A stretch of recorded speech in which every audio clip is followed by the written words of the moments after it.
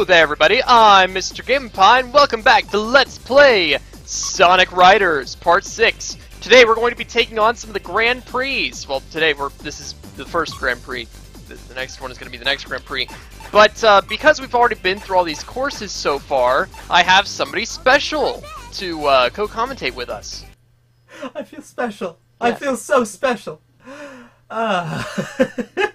I mean, don't get me wrong, I love Riders so much. Or at least did at one point, but... Oh, hi, I'm Austin on Trigger. Yes. So Austin, how about you tell the audience your experience with Sonic Riders? I played Sonic Riders back in 2005, and then I kind of forgot about it for a couple of years, and then Zero Gravity came out. I played Zero Gravity for a while, and then Free Riders came out, so I played the first game again. And...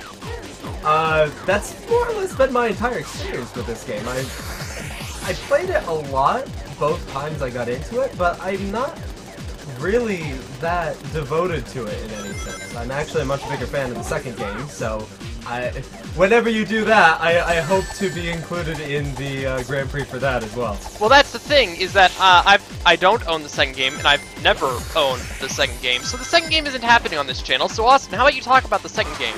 Some things that they changed, some things that they did with it. Sonic Riders Zero Gravity was the follow-up to this game where they actually did a really good job responding to a lot of the criticisms in this game.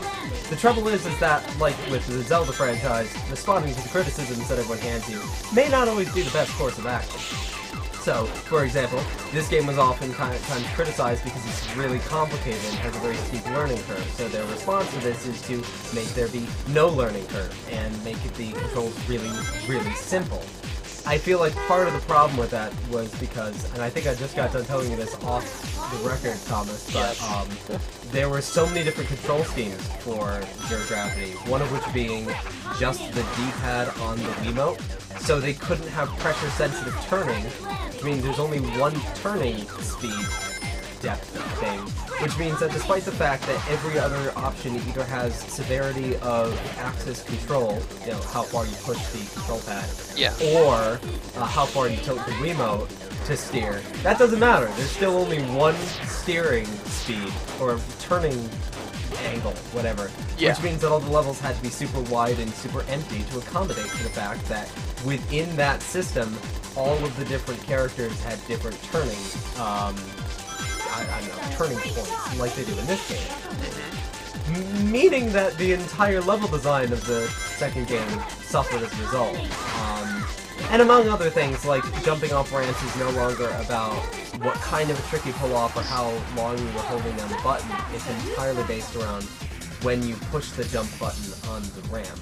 So just general stuff like that leads me to not have, I guess, like, I love the second game because I think that the music, the atmosphere, the story, and a lot of other things like that really improved on a lot of stuff in this game, but I feel like the true definitive Riders experience hasn't happened yet and probably won't because... Oh, Sega.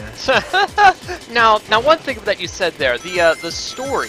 I've actually heard people say they didn't really like the story as much as the first game.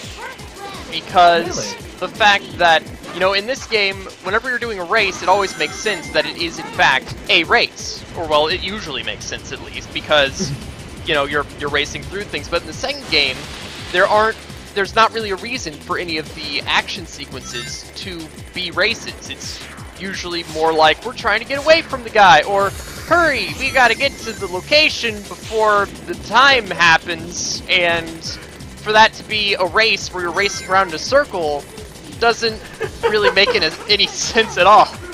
I'm assuming you've seen the animation then. Where do we need to go? Megalo Station! How do we get there? By flying in circles! Yeah, exactly. No, you're absolutely right. Gameplay to story integration in that game is awful. With that said, I honestly believe that the second game has a really well-developed story, and if you can suspend your disbelief just enough to buy the fact that somehow running in circles somehow constitutes escaping from a factory, or finding the center of the hidden base, or just getting out of the city, or whatever the case may be, then the game is actually, you know, the storyline in hand is actually really, really interesting.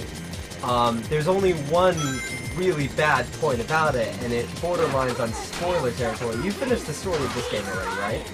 Yes. Yes. Okay, there's a really weird contradictory point between the story in this game and the next game that I feel is...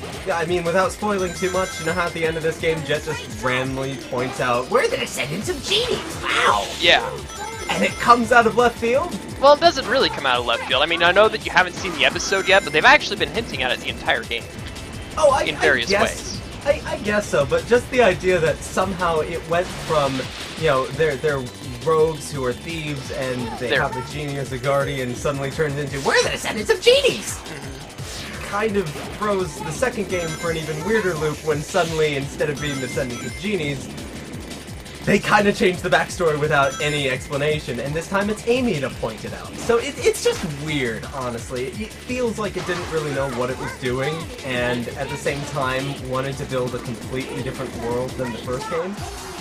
But again, if you can suspend that part, suspend your quality sensors that much, then the writing is just as self-aware as this game, if not more so, which I love. Yeah, that was really good about this game, the writing.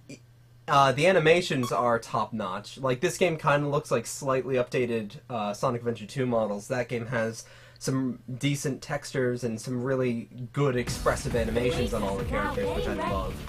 It feels like they knew what they were doing well enough to build a good story as a follow-up to this game. It just also feels like they took the criticisms of this game to heart a bit too much and didn't know how to fix everything properly. And that's my big criticism with the game in general. That doesn't mean that it's an awful experience in my book. I love it more than I love this game, but a lot of people, yes, I can see why a lot of people would disagree with that statement. Alright, so then, going on to another Sonic Riders game, there's also a third game in the series. Do you know anything about that game, Austin? I've never been able to play it myself. However, considering a Kinect is $20 now, I am planning on getting it the second I have a room big enough to play it in. Yeah, it's... Sonic Free Riders is a Kinect game! Yeah! Again, oddly, my biggest focus is the story, which is awful because they decided to go the Sonic Rush, or at least the Sonic handheld route, of it only being characters, like, you know, and still images against a backboard, trying to explain everything. Yeah. Now that is one thing about the game, is that, you know, the second game took sort of the story elements from this game and expanded upon them. But Sonic Sonic Free Rider seems to have taken the "it's a race and everybody's in the race" part of the game and expanded on that instead, and it just sort of everybody's in a race. I think because the Chaos Emeralds are up for grabs or something. I don't even entirely remember the plot of that game. We get a news broadcast from someone voiced by Mike Pollock, who is a rotund, egg-shaped man with a giant, glorious mustache, who introduces himself as King Doc. And he's holding a an Ex World Grand Prix that has nothing to do with the other guy who hosted an Ex World Grand Prix, and his reward is fabulous prizes. So Vector wants to join because fabulous prize reward money. Sonic wants to join because he's a fan of good competition. Tails and Knuckles join with Sonic because reasons. Because they're Tails and Knuckles, and that's all they're good for at that point in the Sonic history. Amy wants to join the race because Sonic joined the race. Cream joins the race because that's all she does is follow Amy around. Yes. They team up with Vector because every team has to be 3 players. Oh god, who else was there? There was Shadow, Rouge, and Mysterious Robot Guy. E10000B, I believe, to complement the E10000Z and E10000R from this game. And they only let E10000B join because they had a small argument with Omochao in one of the greatest forms of Shadow's writing I've ever heard. But you need 3 people to join the race! You need to be a team of 3! We'll be fine as 2, thank you. But that's against the rules! Yeah. And I just love how thick Shadow is during that, because who needs rules when you have the ultimate life form racing? It's amazing. And then Jet wants to join the race because Sonic joined the race, and he wants to prove that he's still the fastest in the universe! And all Wave and Storm do is follow Jet around, so there's that. Yeah. Anyway, I don't think the story itself is good at all, but I think some of the writing has a decent amount of charm to it, so it's not actually that bad, per se. And then, do we want to spoil the big twist of that game? It's not really that big a twist, and I just spoiled more or less the twist to Zero Gravity, so I might as well. Yeah. It turns out the E10000B is Metal Sonic in disguise! What? Yep. And then he's back to not talking again, because having the voice actor for Sonic have a really great metallic overlay to his voice is overrated. So, Metal Sonic decides to be the final boss of that game by challenging Sonic to one final race through one of the best courses in Riders history, actually. Wow, Final Factory is a really good stage with amazing music, but that's a whole other rant in itself. The problem I have with this is, and this is just because the game was so horribly budget-based. Yes. Like, it's very clear that it didn't have nearly the budget of the first two games to begin with, and on top of that was a Kinect game. Yeah. So, the thing is that in this game, you fight the Babylon Guardian at the end. This big, ornery thing that's always visible and always shooting purple fireballs at you, and always going, whoa! Yes. So, you're always aware of it.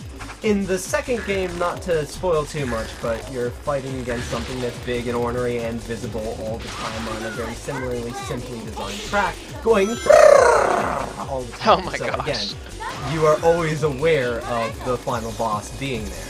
Yes. The trouble with Free Riders is that Metal Sonic being a human player, or at least a player character that you can actually play as and select for any other, free mode, is that if Metal Sonic gets too far ahead of you or behind you, which is going to happen because, again, the AI isn't rubber banded at all, which is actually a really strong point for the series. But if the AI is not going to rubber band at all, that means that Metal Sonic will never be around you. So you might as well just be soloing the final track and just going as fast as possible. There's no pressure to succeed against a final boss, and therefore it takes out any kind of tension. If Final Factory wasn't as well designed of a stage as it is, I would have a major problem with it. Yeah, that sounds like it. Although one of the things that I actually kind of like about it is that because Metal Sonic is silent the entire time, it gives you the impression of, like, whenever R2-D2 is making his little bleeps and bloops, everybody's like, oh yeah, that's what R2-D2's saying. It's like that, except he's not even making the bleeps and bloops. Oh, I forgot about that! Wasn't it like Metal Sonic strikes a pose? Yeah. What? I think Metal Sonic is challenging Sonic to a race! Yeah. What? You want to race me? Alright then! It's so dumb. Oh, it's silly, because the whole point of the race with Metal Sonic originally in Stardust Speedway was that Metal Sonic is supposed to be Sonic, basically, and therefore is supposed to challenge him as a one-on-one counterpart of himself, and it was this really cool, deep concept that was really neat and really well executed. Yeah.